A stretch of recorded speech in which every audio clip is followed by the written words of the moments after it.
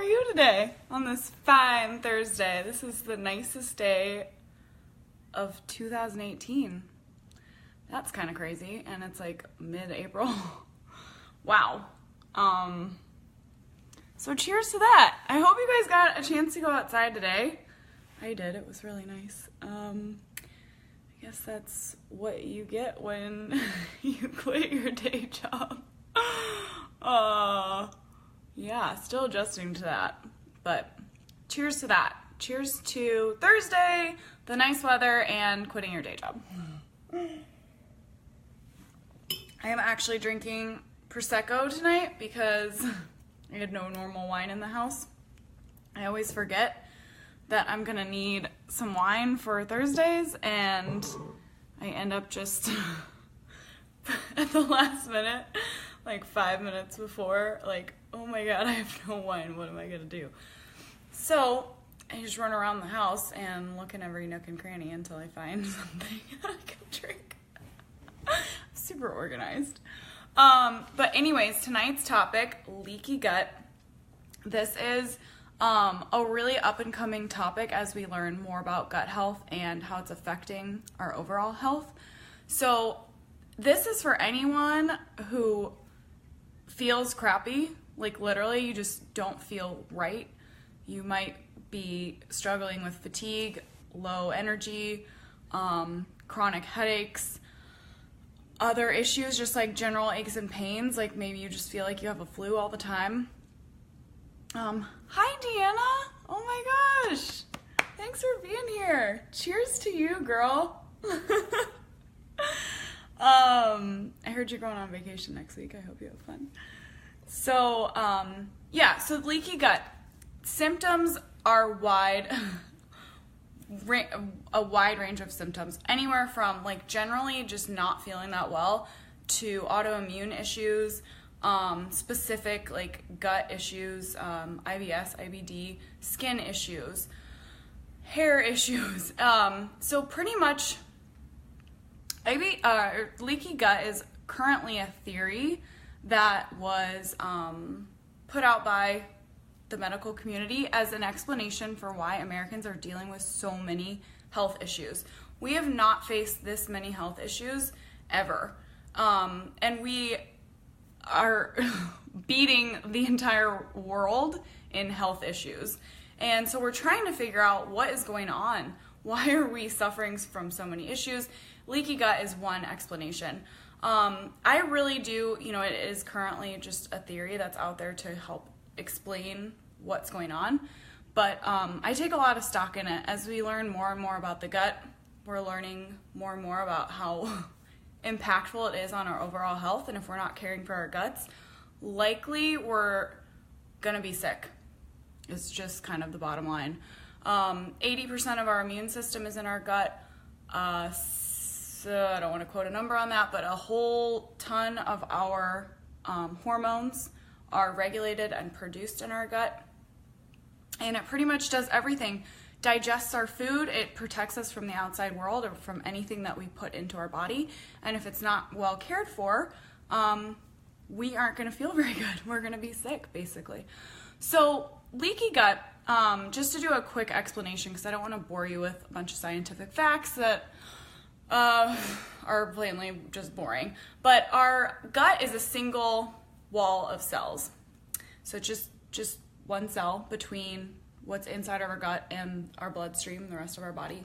And this is for a reason, because when we break down food in our gut, we have to be able to easily absorb the nutrients and put them into our bloodstream, put them into our body, and get them to where they need to go. So that's a good thing.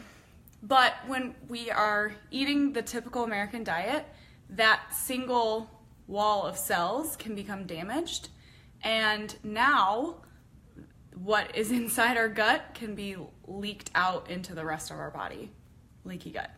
So what happens is food particles, bacteria, toxins, antigens, all the things that our gut is meant to protect the rest of our cells from are getting out and facing the rest of our body. Our bloodstream is delivering them to all of our cells, and suddenly we're like, holy holy crap, how are we going to deal with this? Like, what is going on? And this is a pretty good explanation for so many of the issues that we're facing right now.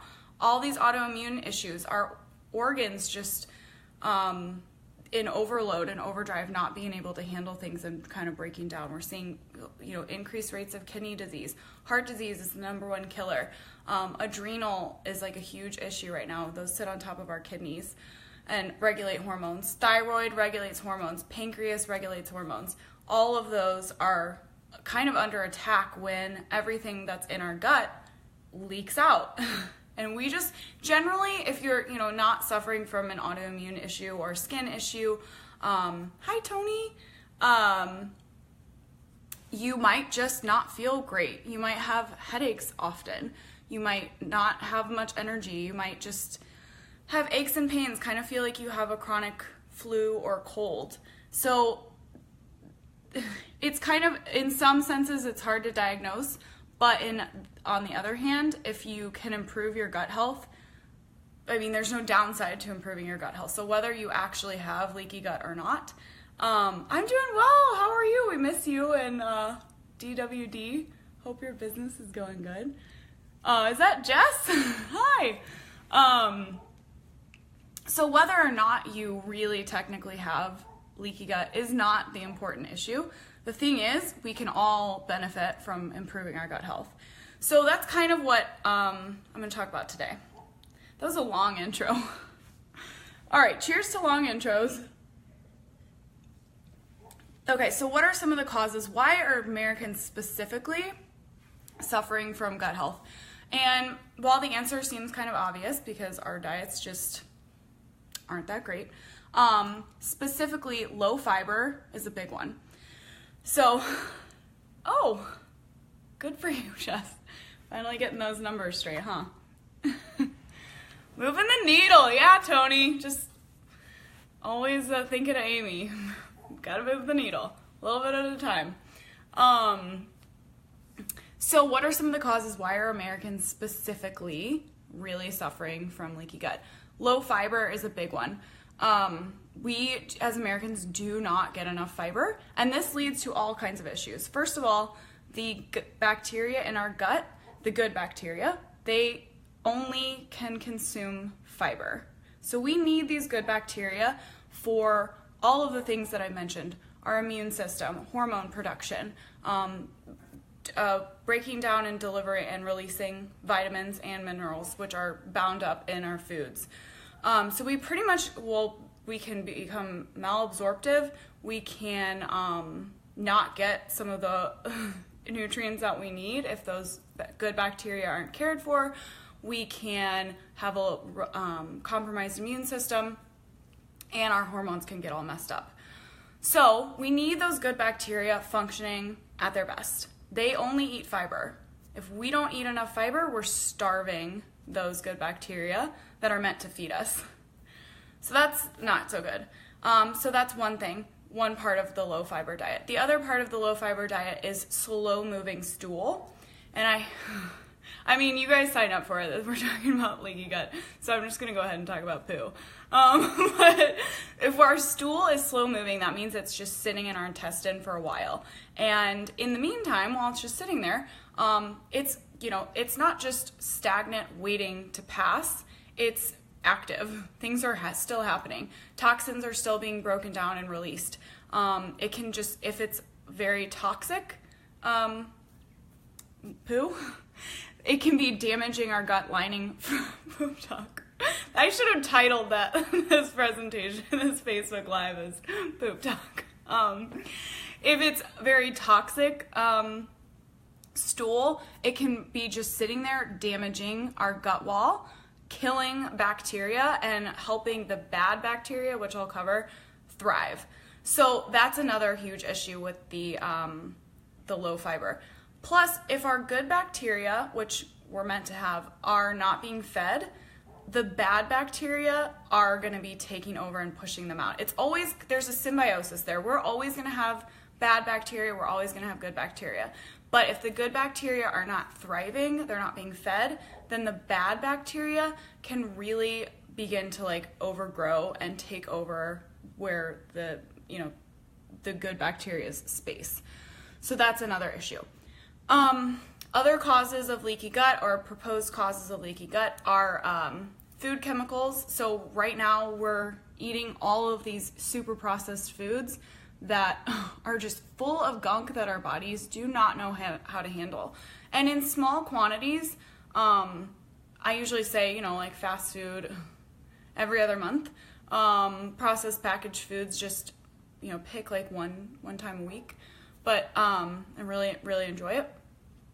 But overconsumption of all these chemicals is really damaging. These things that, you know, when you look at an ingredient list and you can't pronounce them, you can't read it because you don't, it's not a word, it's oxycontin, okay, not oxycontin. You know, a whole, like, a word this long that has a million, you're like, what the heck is this? That's probably something that your body is saying the same thing. It's like, what the heck is this? I don't know what to do, and it's going to be very damaging. So preservatives, emulsifiers, any type of just chemicals that our body does not understand. Oh, this is weird. Yeah. Thank you. Yeah, and this is really important for the senior population as well. So, with the, what was I talking about? Food in our chemicals in our food. The wine's already gone to my head. Our body just doesn't know what to do with it, and it's breaking down that gut lining. It's just very toxic for us.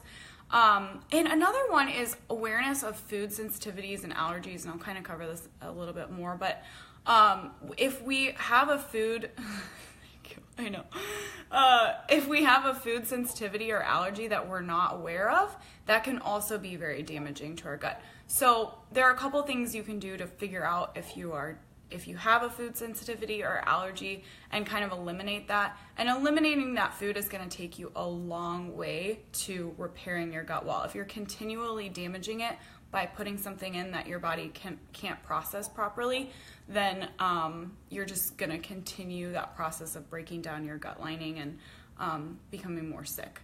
So taking those foods out, knowing what those foods are, is very, very helpful. The other one, and this one's going to sound like out of left field and has nothing to do with diet, is stress. And Americans in particular, I think we're the most stressed out nation. Like we don't get enough sleep. We are workaholics, which is okay, but we're not managing the stress. And I've talked about this in many other Facebook Lives. So we are developed as primitive beings. We have a primitive brain that responds to stressors with, you know, a fight or flight response. So a tiger comes around the corner, we either need to stay really still and hide, or we need to run for our life. And we're living that, but that's meant to, that in the, you know, in our primitive days, that was probably happening not so often, not like every day, a couple times a day, or else we wouldn't be here as a species. I think the lions would have won. But today we're living these lives where we're running into stress multiple times a day. We've got deadlines, we've got bosses, we've got traffic, we have pickup times, we've got, you know, to take our kids to sports, we have to figure out how to get dinner on the table, we've got a mortgage, we've got family who's just annoying. So we've got tons and tons of stress that we're not managing at all. And that is just a whole other issue. I think I did a whole Facebook Live on that. But that's also very damaging to our gut. So coming up with ways to manage your stress, there is no real good way to eliminate stress. That's probably not realistic. Saying like cut out, you know, quit your job and live under a rock so that you don't have to deal with stress. So just finding ways to manage your stress, deal with your stress, can be really, really beneficial.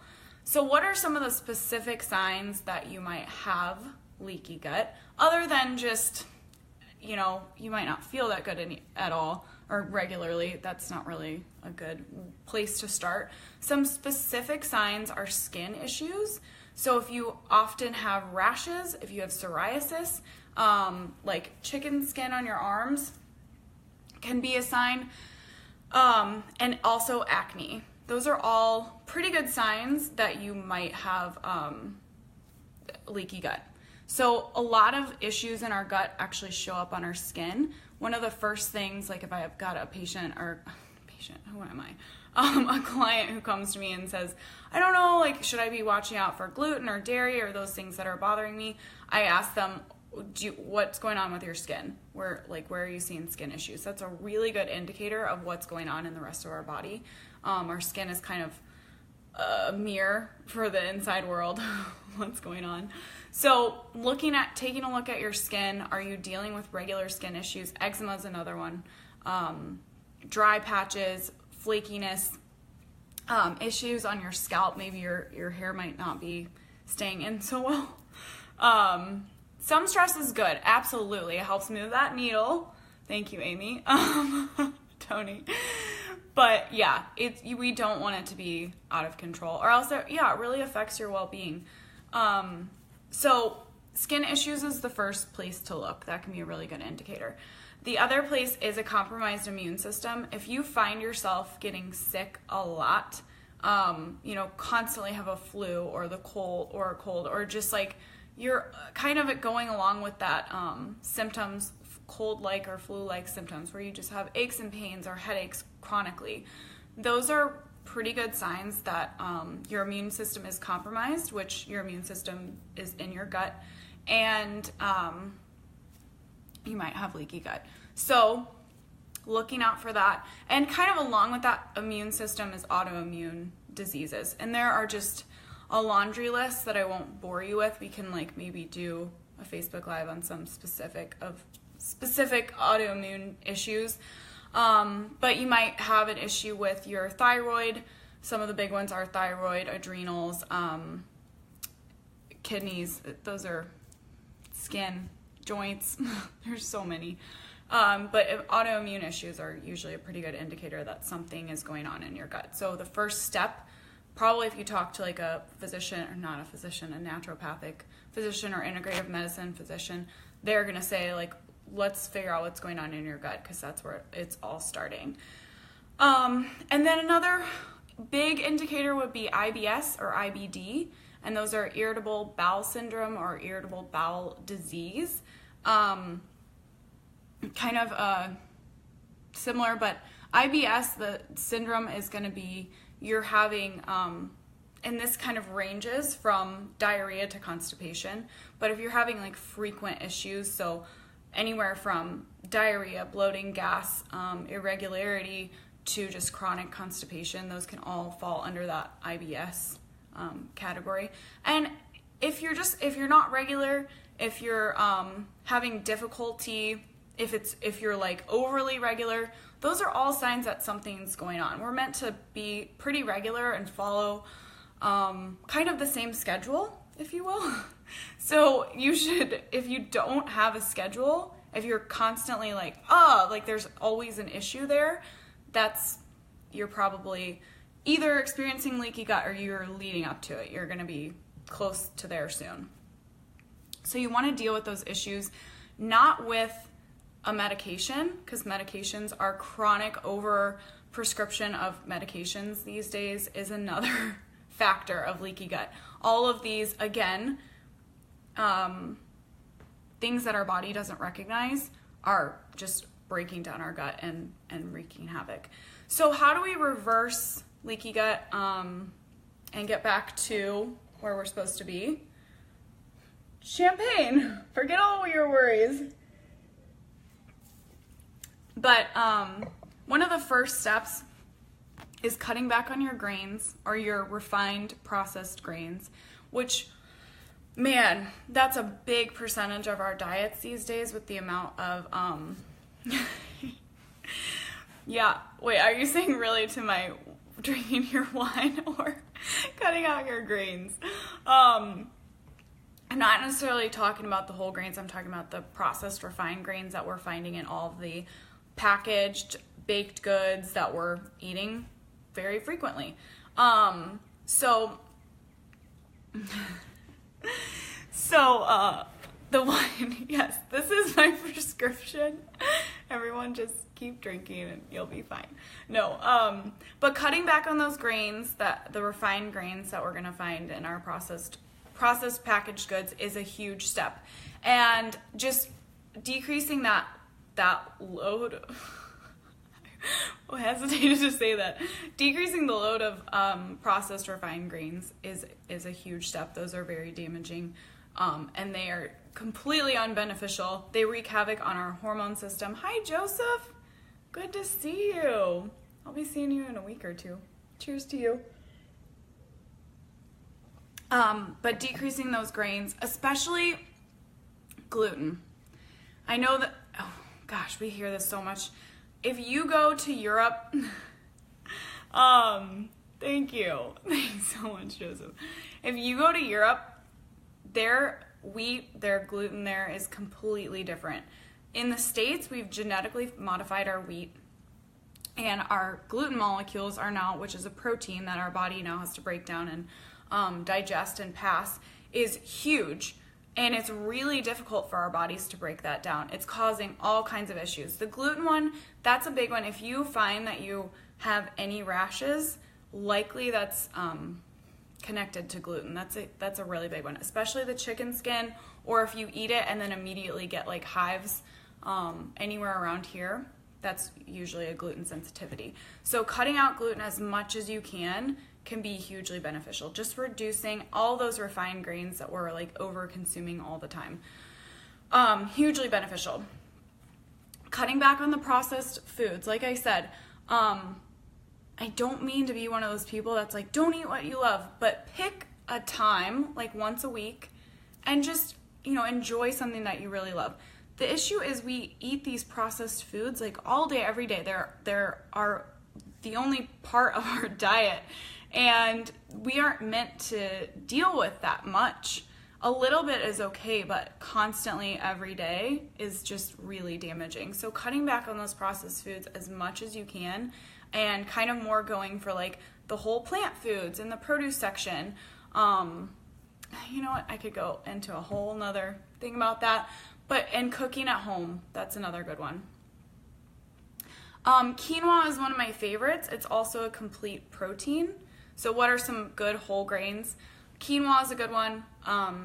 It's a complete protein, so it's got a good source protein and a good source fiber. It's actually a seed, not a grain, so I don't know if that counts. But basically at Ready Made Meals, we do a quinoa bowl every week, so it's loaded with protein and fiber, really good for you. Other than that, some good whole grains that I like. If you go towards more like the ancient grains, you can do like teff,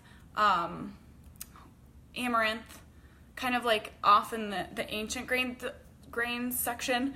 Those aren't so genetically modified and processed like wheat, corn, and some of the other ones that we're just getting a whole lot of. So those are usually just fine. Barley would be another good one. Just anything that's like whole. And you can also, another way to go is like the fermented route. So for instance, if you do like Ezekiel bread, those are usually fermented grains, which means they've been fermented. I don't know if you knew that or not, but fermented grains have been fermented. But that actually helps those grains kind of release some of the chemicals that are harder for our body to digest, and I won't go into that, but that fermenting or sprouting is a good sign that that some of those grains have released some of the things that are a little bit more difficult for us to digest and break down. So like something, like I said, like Ezekiel bread is good. And you can find like not crackers. I think it's just the breads. I'm not sure if you can find like a raw fermented or sprouted grain. I'll have to look into it and let you know. But the Ezekiel's good, quinoa's good, and then some of the ancient grains are pretty good. Another thing that you can do, I know, the things you learn here in my Facebook Lives, it's just crazy. Some other things you can do are digestive enzymes, and these actually help to break down some of the things before they reach our gut. So it's kind of a liver assist, a gut assist. And those are just going to be like, it's usually just called like whole enzyme. I get mine at Whole Foods. I'm sure you can order them on Amazon. You could probably go to the pharmacy counter and ask But those are good. You take them like 20 to 30 minutes before you eat, and they really help your to break down some of those food particles before they reach your gut. So those are really helpful. And that's a great way. So if we're taking steps to heal our gut, these are all good steps to take on that path to like healing your gut. So starting with a daily digestive enzyme, reducing those grains and processed foods, and then bone broth is another one, and that sounds so trendy, but it actually is pretty good. And you can do, I don't mean to get like too scary, you can try a bone broth fast, I almost said fast, bone broth fast, where, you know, for 1 to 3 days you just consume bone broth. That can kind of give your gut a break. What it really needs is time to heal, but we as Americans just are constantly eating. We're snacking all day, we're eating like huge amounts of food at once, we're never really taking a break. I've had clients who say, you know, they wake up in the middle of the night 1 or 2 times and go to the kitchen and eat. It's like we don't even get that, you know, 6 or 8 hour sleep break sometimes. So our body is constantly dealing with breaking down food. If we just give it a break with a fast, it can really help it heal. And this isn't something, you know, I'm not telling you to starve yourself. The bone broth has plenty of protein, plenty of nutrients, you'll be just fine. But that's a good way to give your body a little bit of a break. That's good. We don't really need a whole lot of grains or bread. I'm not a big fan of like the My Pyramid or the standard American pyramid. We just don't need that many. Fruits and vegetables, that's where you can get your carbohydrates. And then removing your problem foods. And by problem foods, I mean anything that you might have an allergy or sensitivity to. And we find this out by doing a food journal or a food journal. I almost said the wrong terminology, and that would have just been embarrassing. So a food journal, and this is something, if you are interested in this, feel free to let me know on the Facebook page and I can send it to you. And you can send it back to me and I can help you like review it or whatever.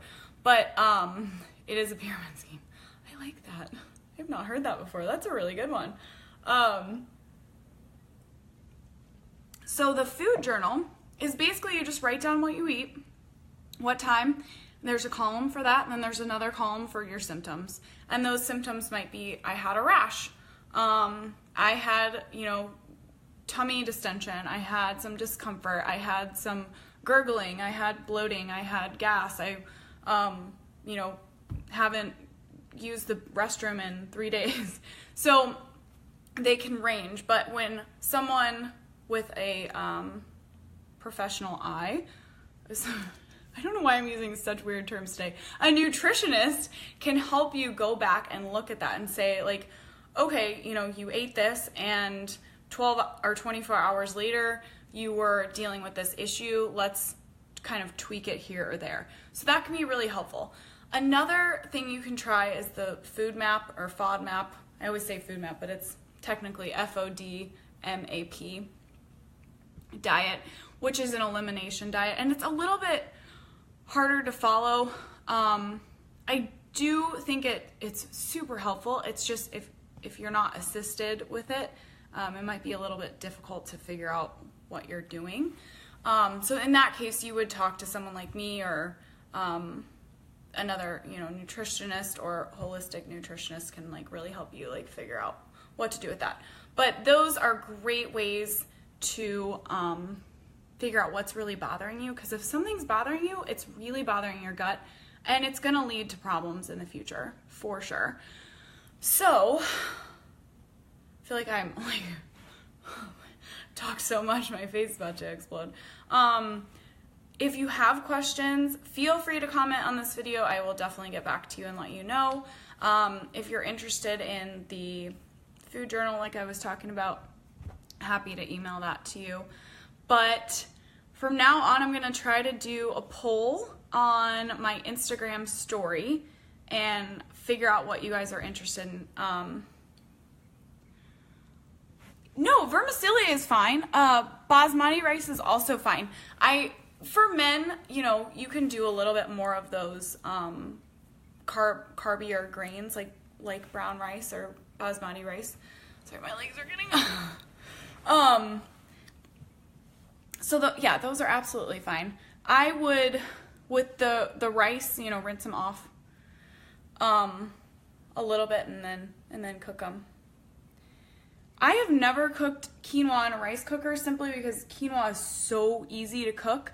You just put it, 1 cup of quinoa, 2 cups of water in the pot until it's boiling, and then you cover it for 15 minutes and it's done. So it's like super easy. I never put quinoa in a rice cooker. That seems like, rice is like a little bit more difficult because it takes so long, but I don't know. I guess you could put quinoa in there to try it. It would take like a third of the time, probably. But vermicelli and basmati rice, those are fine. Those are good grains. It's more about the processed one. There are ones, the refined ones, the ones that we're finding in are like our packaged processed foods that are like completely stripped of all their nutrients, and now we just have, you know, a floury like substance. I stay away from like the boxed rice, the instant rices. Again, those are going to be a refined grain, and then they're parboiled, like they're pre-cooked, so that you can, because, you know, natural rice, like brown rice or even white rice, isn't going to cook in 2 minutes or 1 minute. It's going to take up some time. So you can guarantee anything that's like instant rice or the boxed rices, those are going to be refined and like parboiled. So yeah, definitely stay away from those. Just get the bags of like brown rice, basmati rice, those are just fine. Yeah, whole grain, and you got all the fiber and the nutrients are intact, and you're good to go. So cheers to you all for being here. Thank you so much for coming tonight, and either comment on this post or this video and let me know other topics you want to hear, or next week on my Instagram stories, and I am basically _it_ on Instagram. I will do a poll, and I'll just like throw up 2 topics and see what you guys are interested in hearing about. Thank you so much for coming, Tony. It was good to talk to you. Hope everything's going well and you're just moving that needle. Love you, Jess. Miss you. But I will see you guys on Facebook and Instagram and next week. Thanks for being here. Bye.